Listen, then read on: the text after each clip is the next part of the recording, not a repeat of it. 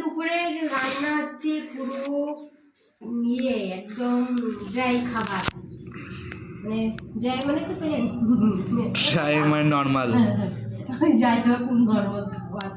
তো আজকে শিম আলু ভাজা করবো, শুকনো খাবার। হ্যাঁ, আর হচ্ছে এই যে মাছ নিয়েছি।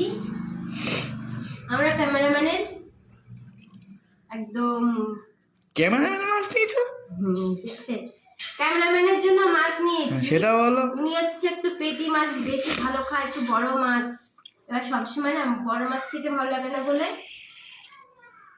আজকে ক্যামেরাম্যানের পছন্দের মাছ নিয়েছি।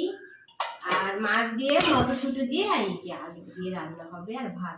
আর এত ঠান্ডার মধ্যে না আমার হাত টাত মানে একদম জমে যাচ্ছে, ভালো লাগছে না রান্না বান্না করতে, কিন্তু পেটে দিতে হবে, তার জন্য এইটুকুই ঠিক আছে, আর বেশি কিছু করতে পারবো না।